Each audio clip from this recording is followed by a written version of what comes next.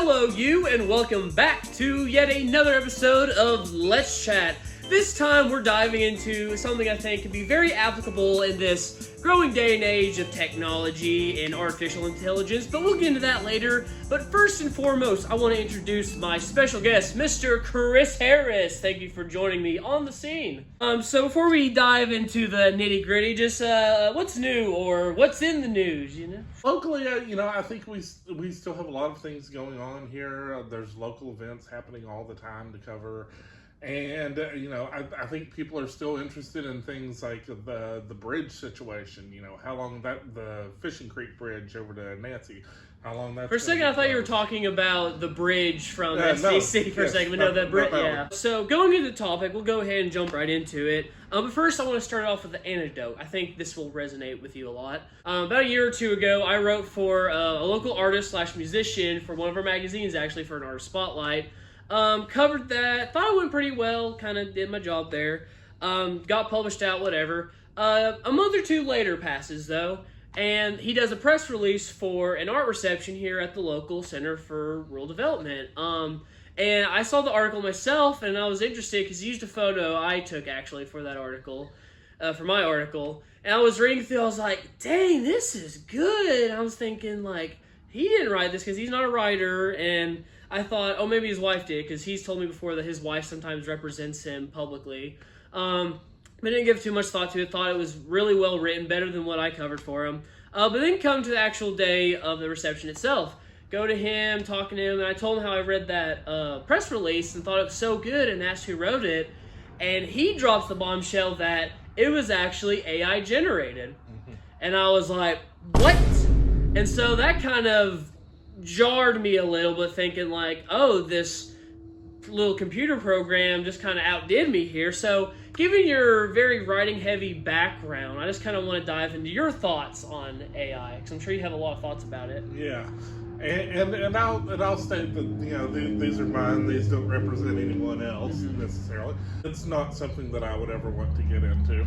I'm sure that if somebody is writing something on their own, like, I don't know, I'm very far removed from college, so I don't know if that can help people write term papers or that sort of thing, or help clean up what the language they want to do with that is.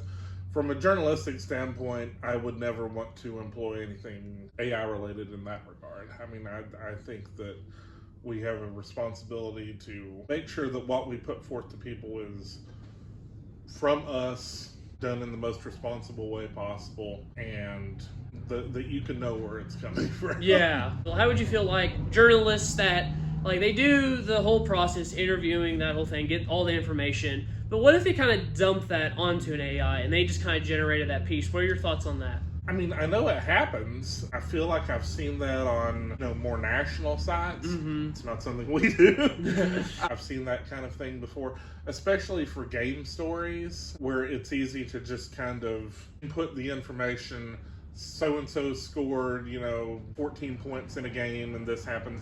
And you can kind of tell, I think, reading certain national sports sites, when it's a very bare-bones story that's about names and statistics, and you can tell that AI probably had some sort of a hand in writing that story.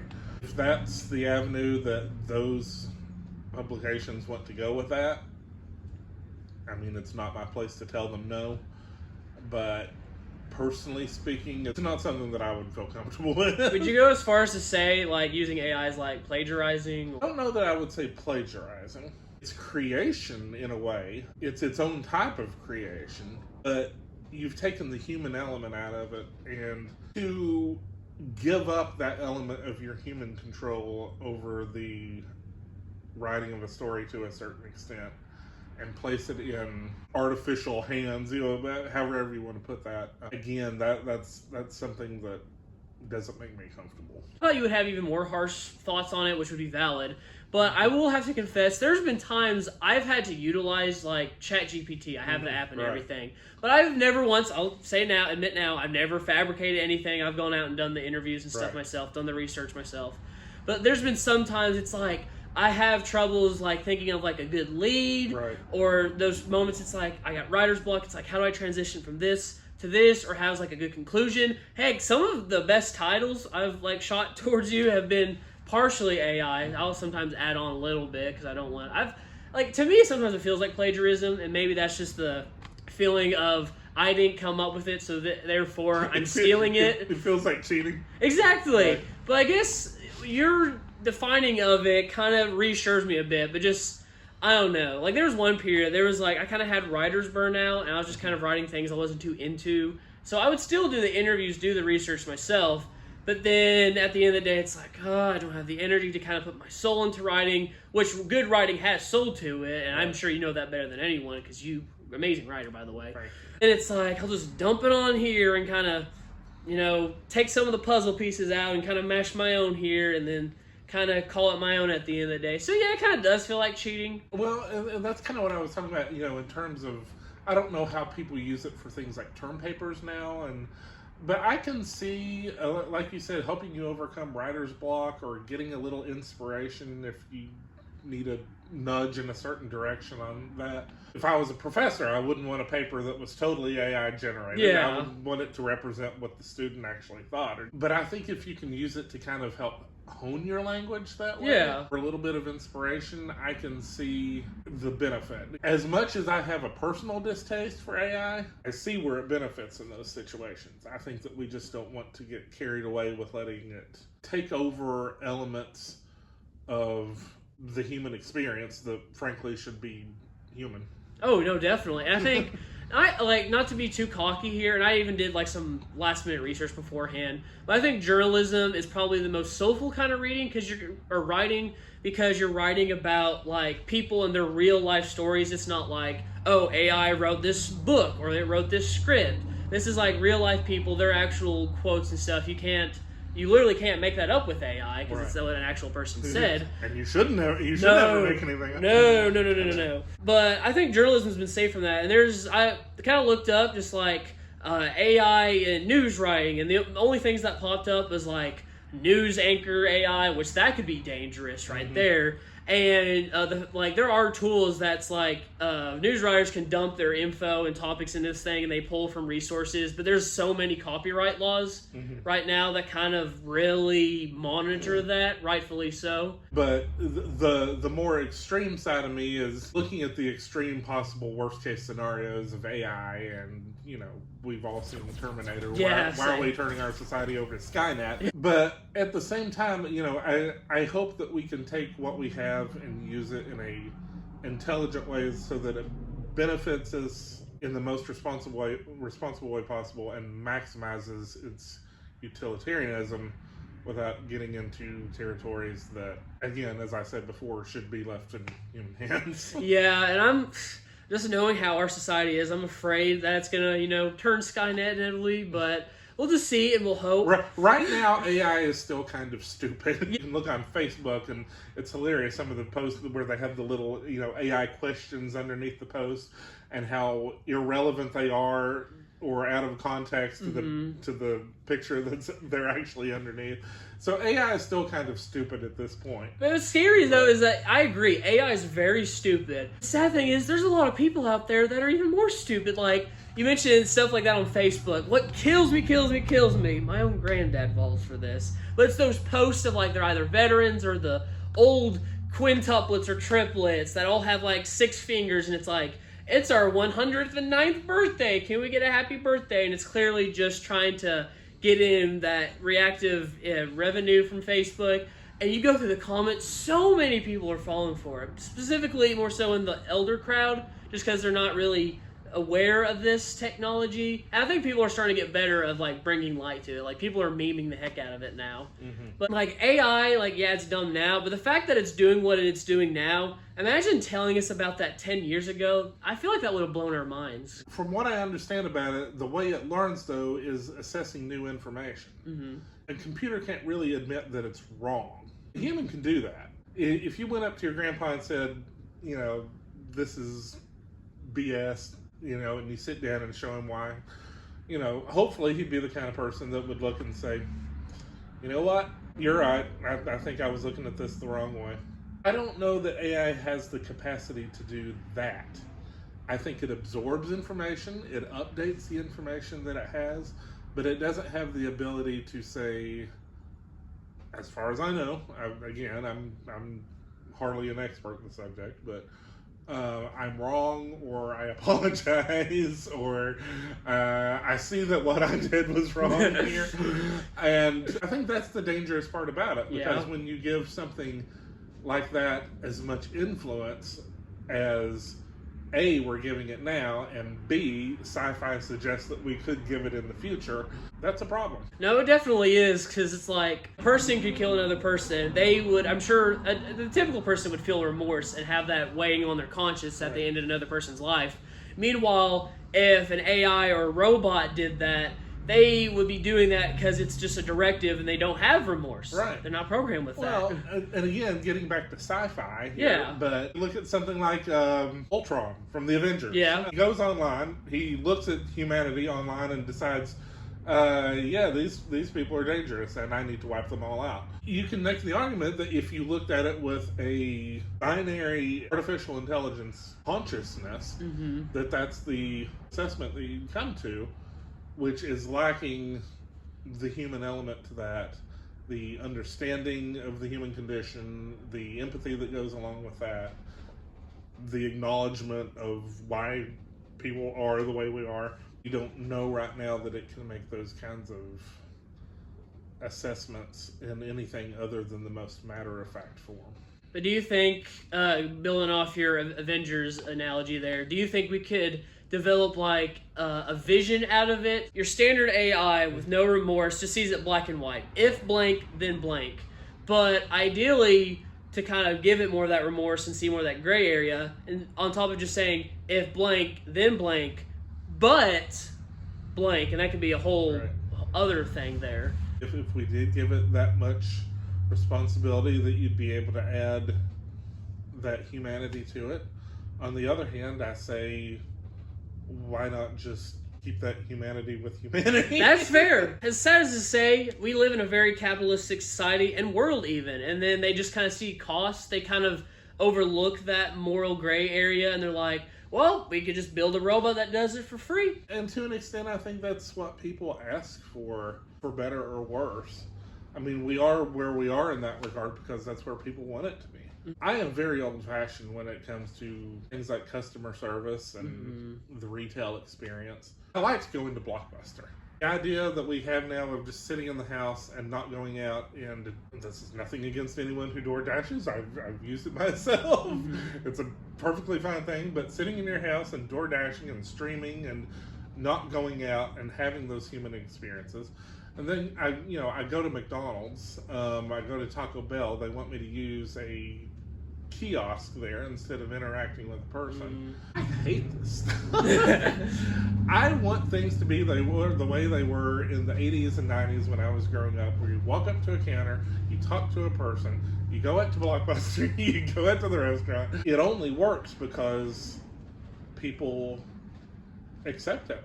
It works because people like it, and I know they do. I mean, I have friends who would much rather use the self-serve kiosk than people, so to speak.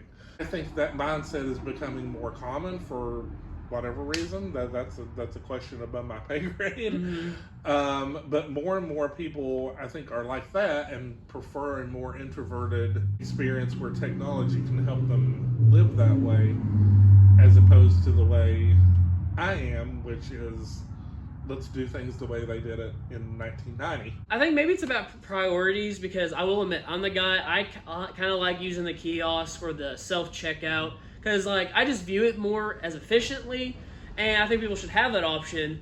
However, I think we need to learn to coexist with this technology instead of like, it's either one or the other. Like, people need options. That's why they still have, of course, the regular checkout.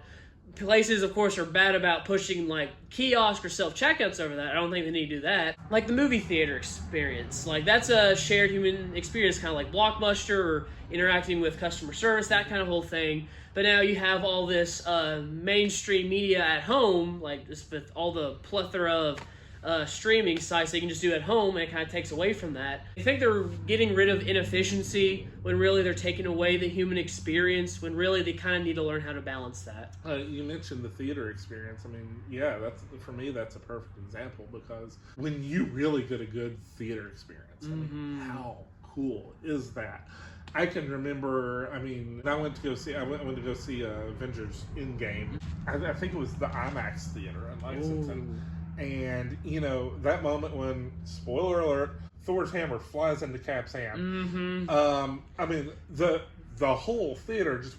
Yeah, that was an amazing moment. I mean, yeah, I mean, you can't get that except it's like sports, you know, it's like being in an arena that's, you know, that's full of people and excited, that sort of thing. You mentioned the streaming, and I think COVID obviously kind of sped up the process of getting movies that you would watch in the theater at that time and just get them on demand at home. I say COVID really, I'm glad you brought that up, because that really was like a catalyst for all this. Because then we kind of went contactless, and that's kind of what emerged the streaming media. That way you could watch stuff at home. You don't have to go out and be around people. And a thing I've seen personally, I've done substitute teaching, and of course schools now utilize Chromebooks or laptops, and now it's kind of replaced like your classic paper pencil medium, which is scary because like there's been some grades before they could type whatever and they're tech savvy, which is great because that's the future, of course. But you give them a paper and a pencil, gosh, it's awful. Talk about school, the thing that blows my mind is when I went to college, back when dinosaurs roamed the earth, there was no such thing, or if they were super rare, of online classes. That's such an odd concept to me. I mean, a class is something you go in, you sit down, you are there with the teacher and student. Yeah, that's like the college experience. Yeah, that's so foreign to me. And that can even be a little scary because, like, for some degrees and majors, you think, oh, that's okay. But then there's some, it's like, I feel like it needs more of that in-person training and hands-on work. I'd be biased in this respect because that was my experience, but to me it seems it all does. I don't have any experience with it to say how well it does or doesn't work. There's a lot of gray area, and it's kind of scary, and, like, I can understand that for people that aren't aware of it. Although it's kind of more scary, like, that people aren't more scared of it. Not that they need to be because you want to be optimistic, but like I mentioned, old people on Facebook, the fact that they're believing these obviously phony posts. What if they saw like a fake AI generated article, which you touched on earlier, that it's used a lot in nationwide news, of course, causes a lot of muckraking. I'm proud of that. That's an A-push term for me, so I'm proud of that. But I don't know. It's kind of scary, but I'm maybe being pessimistic, and I'm a hypocrite for it because I use like stuff like that. Well, and the big problem I think is not so much text, but the graphic element of it. You know, deep faking and what you can achieve through video and making it look like somebody's saying something or doing something on video that they didn't actually do. I mean, I think that's where the really scary parts come through. That you're like, you know, how can this be used irresponsibly? Yeah. And have you noticed, because like I don't know if you're like up to date with like movies that come out, they're starting to make movies about this stuff. Like last year they had Megan, which is about a robotic doll. Then they had Afraid, terrible movie by the way, that was centered around AI. And then they just released Companion, which was about like a companion based robot, spoiler alert. And so it's kind of weird that like this is like an ongoing problem, and now humanity in Hollywood are making projects kind of poking fun at that. And at the same time they're doing it. And I want to preface this by saying I thought this was awesome. I didn't have a personal problem with it at all. But, I mean, you look at stuff like Rogue One, Star Wars. You take another actor and you make him look like Peter Cushing, who's deceased. Use a younger model for a stand-in and allow her to look like young Carrie Fisher. You're essentially creating actors on screen who aren't there. You're doing this digitally. Again, I don't know what the consequences of that are down the road. In the short term, it made a great movie. Yeah. You know, as long as like whoever, like whether it's next of kin or the person themselves are making the compensation and not like a robot in the future, you know, I would like that. Because like I heard that it was James Earl Jones. He sold the rights for his voice that I think his family gets compensated for to use for AI, and I think that's valid. because you want to like carry like that legacy on, I guess, and people Here's a treasure question that much. though: at what point do human beings enter the public domain? Oh, I feel like there was some controversy talking about, like them using, I think maybe James Dean in something like a commercial, I can't remember the details, and there were those questions about whether his estate was compensated.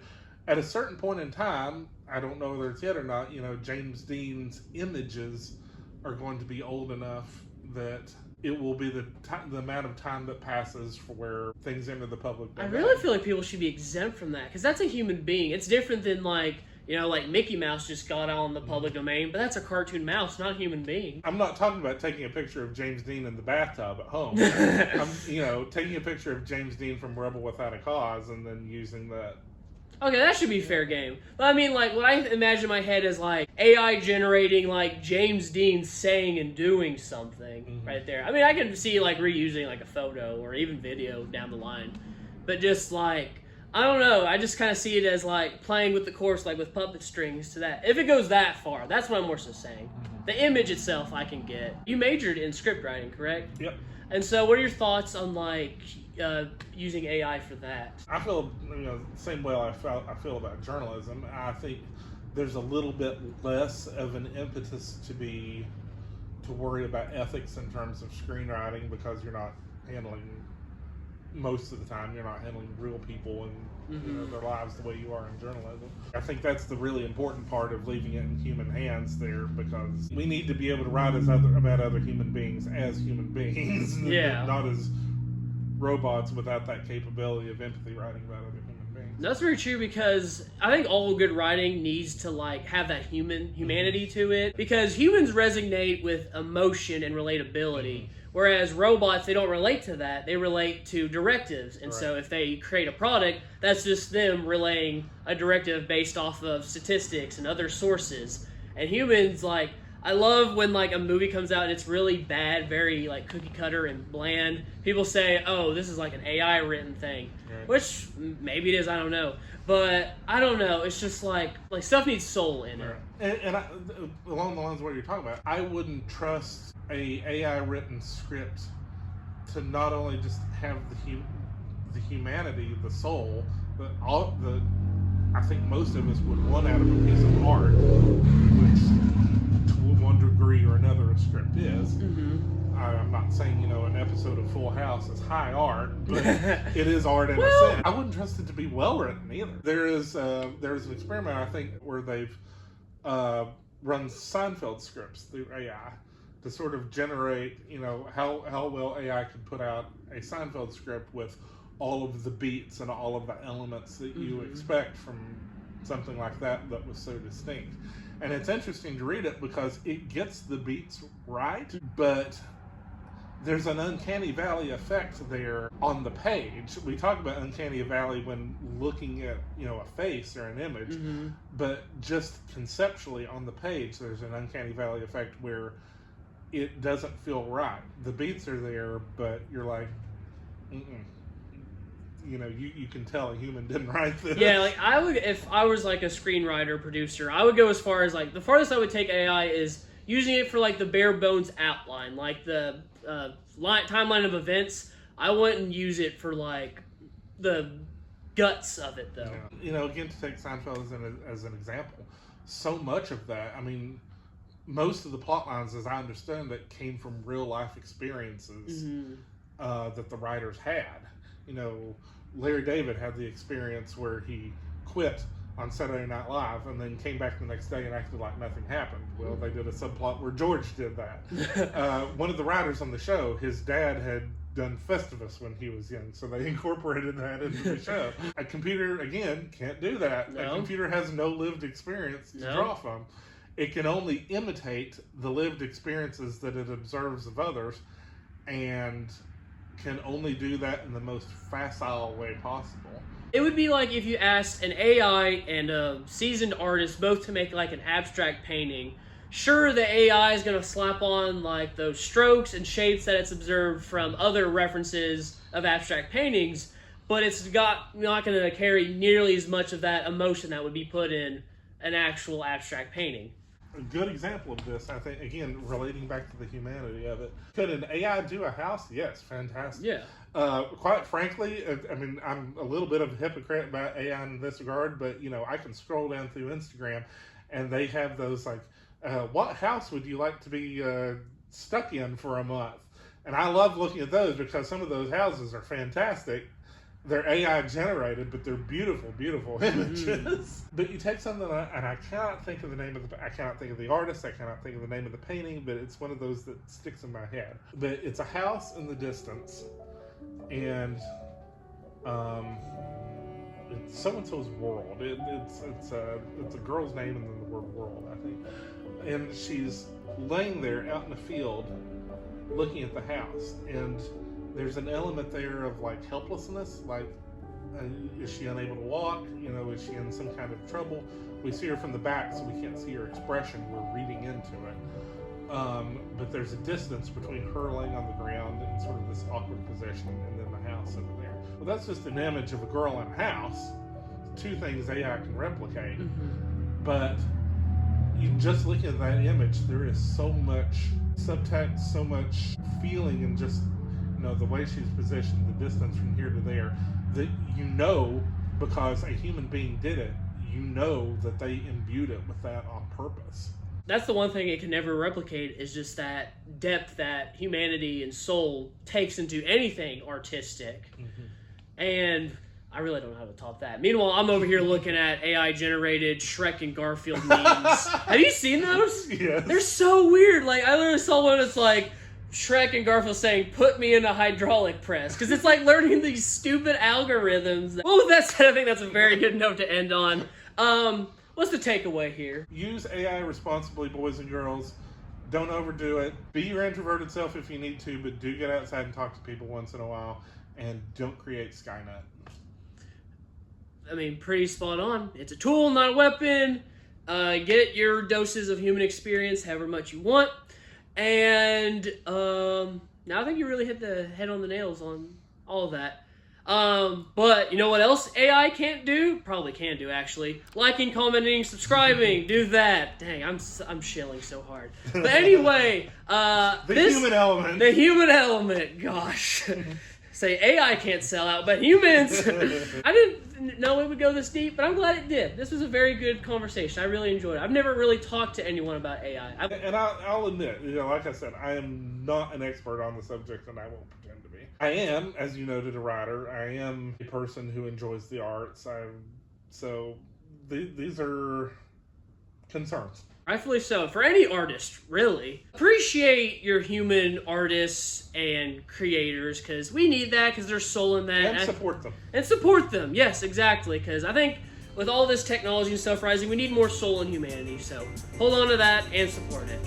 But with that said, I'm going to conclude here, because that is a wrap.